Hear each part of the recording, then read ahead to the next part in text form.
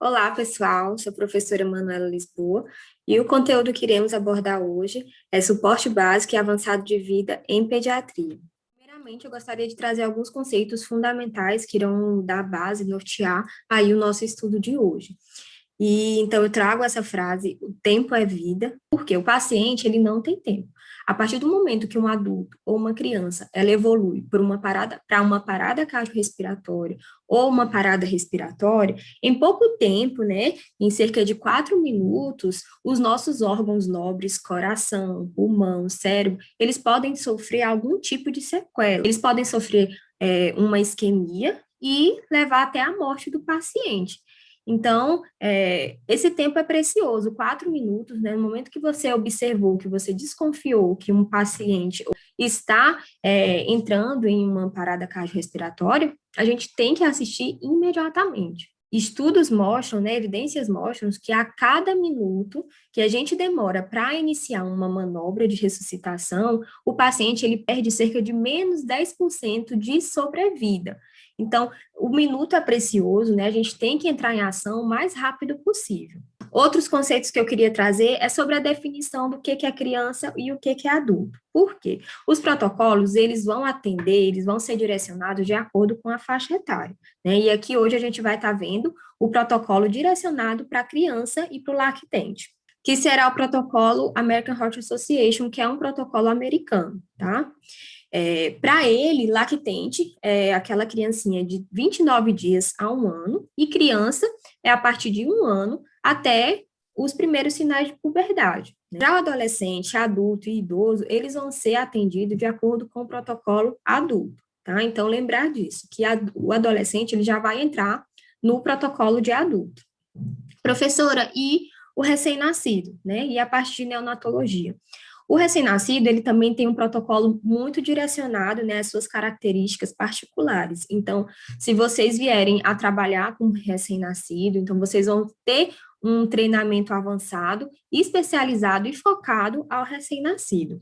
Também é importante dizer que se caso você, como profissional, se você não for um profissional qualificado e tiver tido esse treinamento avançado para neonatologia, pode adaptar e utilizar o protocolo para lactente em recém-nascido.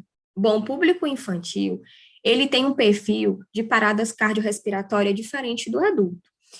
Por exemplo, a origem da parada cardiorrespiratória para o lactente e para a criança costuma ser mais de origem respiratória. Então, aquela criança sofre algum tipo de hipóxia devido a um afogamento, a um acidente, a um problema respiratório, uma asma, e aí vem a parada cardíaca, né? Então, a origem da parada cardiorrespiratória em criança, ela é mais derivada de uma hipóxia. Já em adulto, não, ela tem uma origem mais cardíaca, então ela costuma ser aquele paciente que tem algum problema cardíaco, ele acaba parando. Isso não é sempre, né? Tem as exceções. Uma criancinha que tem algum problema cardíaco, ela pode também sofrer uma parada cardiorrespiratória devido a uma origem cardíaca, e também o adulto devido a alguma situação que vai trazer hipóxia, né? Um afogamento, uma obstrução de vias aéreas, né? E etc. Gente, no decorrer da aula, a gente vai estar sempre comparando com o protocolo direcionado para o adulto, né? Visto que você já tem uma base aí de suporte básico e avançado de vida no adulto, então a gente vai ver mais as diferenças. Não muda muito na sequência, nos procedimentos, mas tem algumas especificações, alguns detalhes que na pediatria é diferente, até mesmo por essa etiologia ser diferente, também pelo tamanho, pela estrutura da criança, algumas técnicas precisam ser adaptadas. Aí já começa uma diferença na cadeia de sobrevivência, né? A cadeia de sobrevivência pediátrica, ela inicia aqui com a prevenção, né? Primeiro a gente vai estar trabalhando sempre com a prevenção de acidentes, prevenção de alguma queda, de afogamento. Então, o primeiro padrãozinho aqui da cadeia de sobrevivência é a prevenção. Em seguida, é começar a ressuscitação cardiopulmonar e fazer ela com qualidade, né, com as compressões e as ventilações. Depois vem a chamada, né, chamar por ajuda de um atendimento médico, e aí vem essa assistência médica para então levar essa criança para o sistema avançado, para algum setor hospitalar. O que diferencia da cadeia de sobrevivência para adulto é que do adulto, a gente chama primeiro a ajuda para depois iniciar as manobras de ressuscitação cardiopulmonar. Na criança, inicia-se primeiro por pelo menos 2 minutos, né? Então, antes de chamar ajuda, já inicia-se automaticamente as manobras de ressuscitação cardiopulmonar, para depois pedir ajuda, certo? Então, essa já é uma diferença que vem aí do protocolo do adulto. Bom, como eu falei, a gente na aula vai estudar sobre o protocolo da American Heart Association, que é um protocolo americano de suporte básico e avançado de vida. Existem vários protocolos, protocolo europeu, protocolo australiano, então vocês podem encontrar outros protocolos e também esses outros protocolos podem ser utilizados. Porém, o protocolo da American Heart Association é mais utilizado aqui no Brasil, porque mostrou-se que ele se adequa mais à nossa realidade, à nossa população, do que o protocolo europeu ou australiano. A aula vai ser baseada, né, em um manual que foi traduzido para o Brasil em 2010, e aí já teve várias atualizações em 2015, 2017, 2020, aí eu já venho trazendo essas atualizações, tá? Segundo o protocolo American Heart Association, existem 4 passos que salvam a vida de uma pessoa, né, ou de uma criança ou de um adulto. O primeiro é reconhecer uma parada cardiorrespiratória. A segunda, pedir ajuda. O terceiro é uma ressuscitação cardiopulmonar de qualidade. E o quarto é o uso do desfibrilador automático. Então, a gente vai estudar esses 4 passos, que são considerados os 4 passos que salvam vidas. Então, para reconhecer uma PCR, primeiro a gente vai suspeitar, né? Então, a gente viu que aquela criança não está normal, ou às vezes aquela criança vem desmaiada no colo da mãe. Então, suspeitou que a criança está em parada cardiorrespiratória, começa todo o processo. Em seguida, vamos avaliar a segurança do local, né? A gente não pode colocar também a nossa vida em risco, né? Então, ver como que está a segurança, tentar se afastar de qualquer perigo. Às vezes é um local que tenha cachorro, um local que tenha água, né, fogo. Então, tem que avaliar essa questão da segurança. Terceiro, checar a responsividade da criança, e aí a gente vai vendo as diferenças, né? Na criança, a gente checa a responsividade pelo ombro, então a gente chama, pega no ombro, ei menino, ei garoto, igual a gente chama no adulto, né? Para checar a responsividade na criança, é igual. Já no lactente, a gente vai checar a responsividade ali na região plantar. A gente vai fazer um estímulo para ver se ela vai ter alguma resposta, né? Então, já anotam aí, né? Como que a gente checa a responsividade na criança? Com a responsividade, essa criança não respondeu, não teve nenhuma movimentação, a gente vai checar a respiração e o pulso central. A respiração, a gente vai ver os movimentos torácicos da criança. E o pulso central, a gente vai avaliar na criança, na carotídea, né? E no lactente, na braquial, assim como está na imagem. Então, também são as diferenças que tem aí para avaliar a parte do pulso. O que é importante avaliar e o que chama mais atenção nesse momento de checar respiração e pulso? É se o pulso da criança está acima ou abaixo de 60 batimentos por minuto. No momento que a gente está checando a respiração e o pulso, a gente vai lidar com 3 situações. A primeira, que é essa, é a parada respiratória. A criança nessa situação, ela vai ter ausência de respiração, então ela não vai estar respirando, porém o pulso central dela vai estar acima de 60 batimentos por minuto. Então ela está apenas em uma parada respiratória.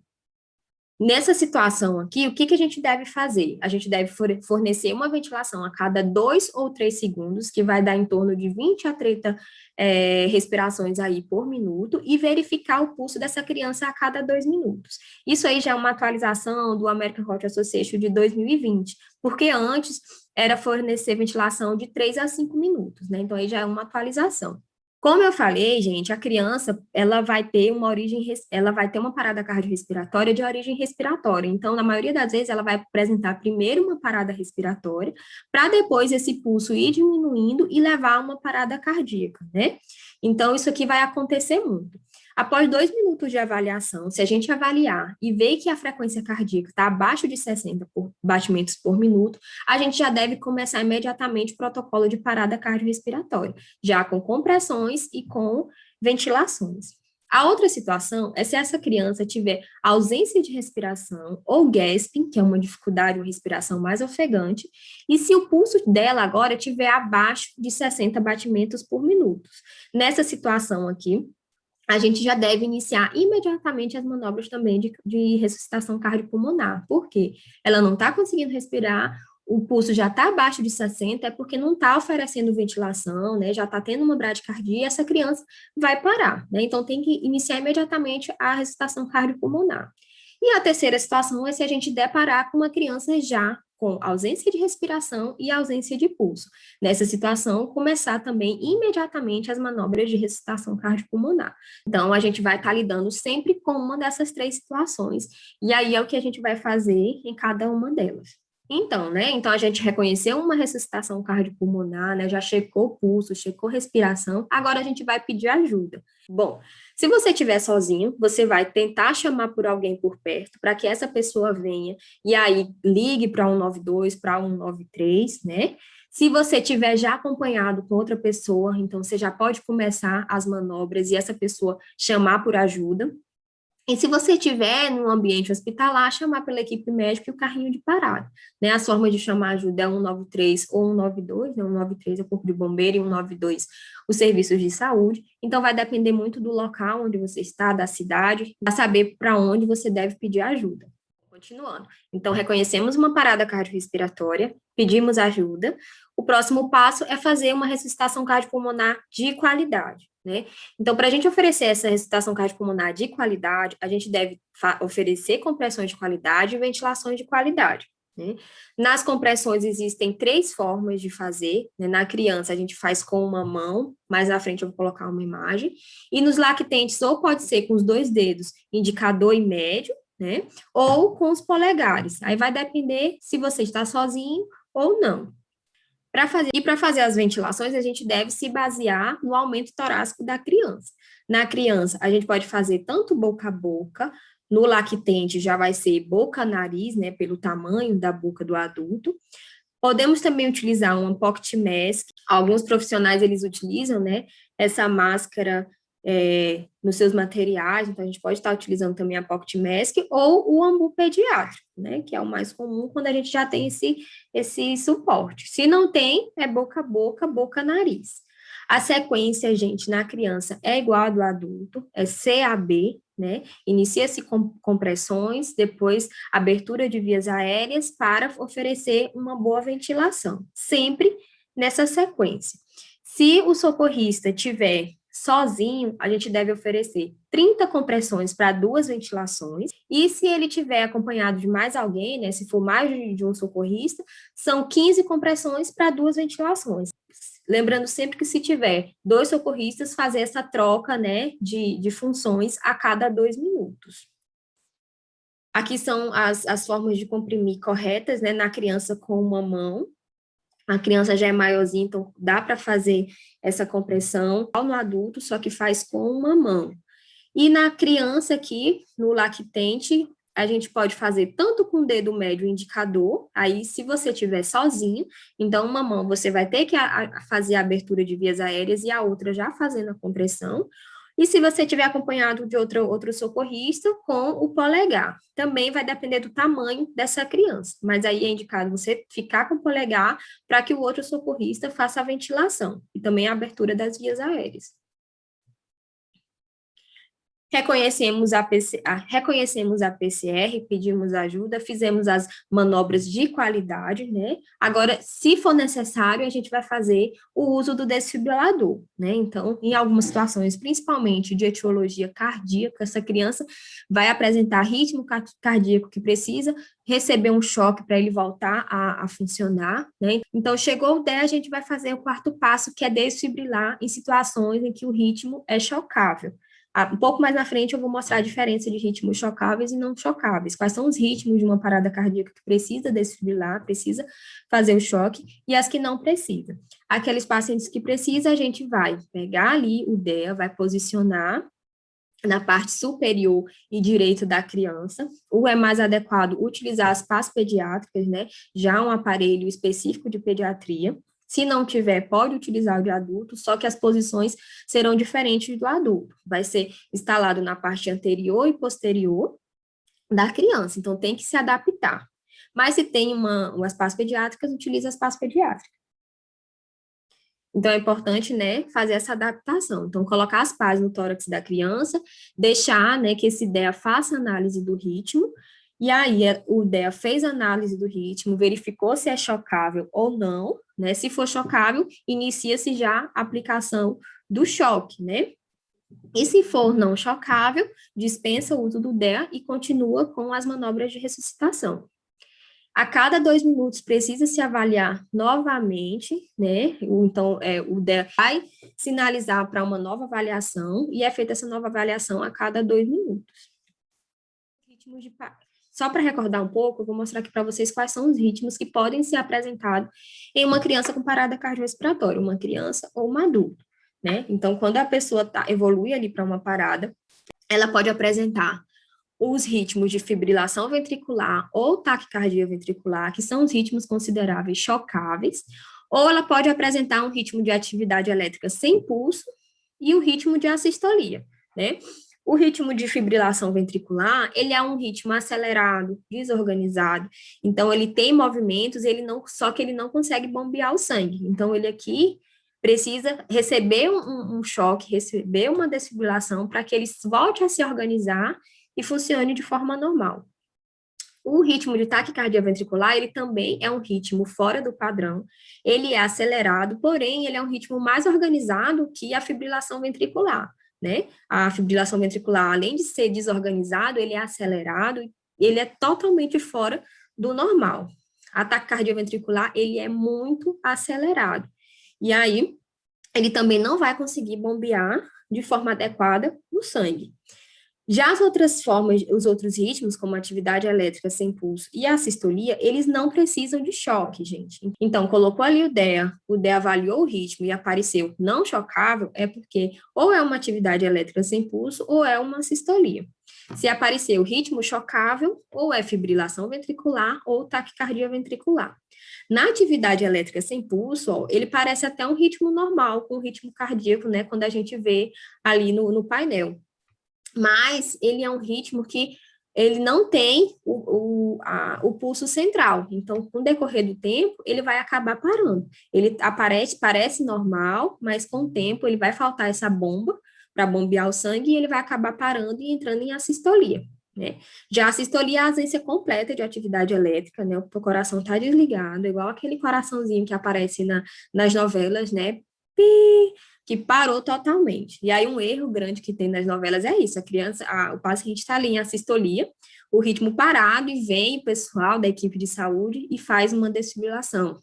E vai e usa o DEA. Isso é totalmente errado, porque é um ritmo não chocável. Não adianta dar choque em um ritmo e com uma ausência de atividade elétrica, né?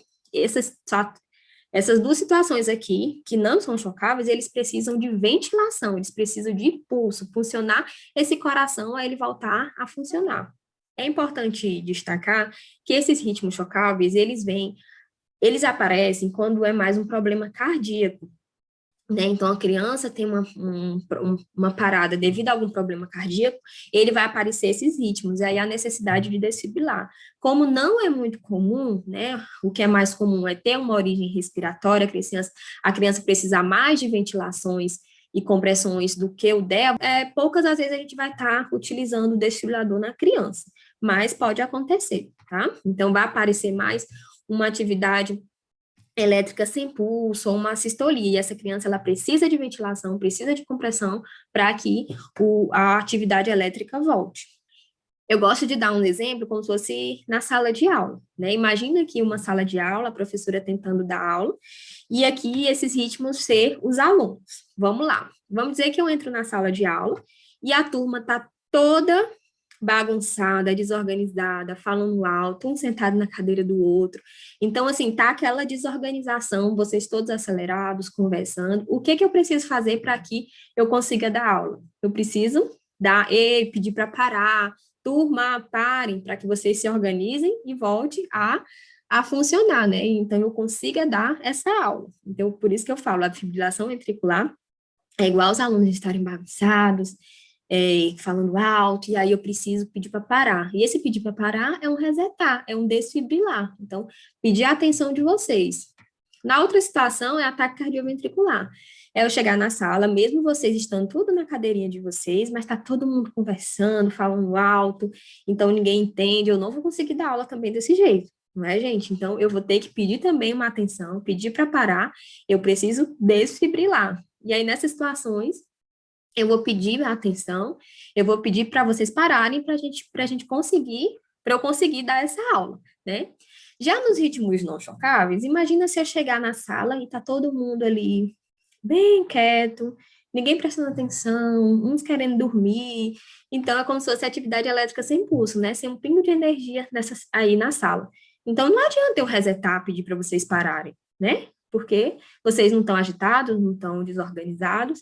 Aqui eu vou precisar o quê? De estimular, de motivar vocês a assistir a aula. Então, aqui eu preciso de ventilar, de fazer as compressões. E vamos dizer que eu chego na sala e não tem ninguém na sala. Então, ausência de atividade elétrica. Como que eu vou dar essa aula, né? Então, não tem como eu dar essa aula. Mas eu também não adianta eu pedir para parar, porque não vai ter ninguém na sala de aula. Então, lembra dessa diquinha aí da professora. Então, seguindo ainda, né, os 4 passos, no último passo, que é utilizar o desfibrilador automático, a gente vai ter 2 situações. Ou ele vai apresentar e vai sinalizar que o ritmo é chocável ou não chocável. Se for chocável, a gente vai aplicar o choque, reiniciar após aplicar esse choque, né, que costuma ser de 2 joules na criança. A gente já reinicia a recitação, as ventilações e as compressões automaticamente por 2 minutos, e após esses 2 minutos, avaliar novamente o ritmo. E se for não chocável, não vai precisar de choque, né?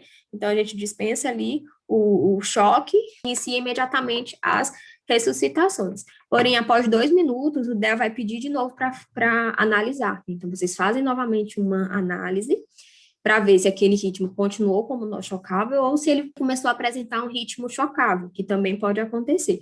Uma criança está ali em atividade elétrica sem pulso e quando o pulso volta, volta extremamente desorganizado e rápido. Então, ele saiu de uma atividade elétrica sem pulso, que é não chocável, ação ventricular, que é um ritmo chocável. E aí você precisa oferecer o choque e continuar com as ressuscitações cardiopulmonares. Então, após a análise de 2 minutos, se esse ritmo continuar chocável, a gente repete todo o processo.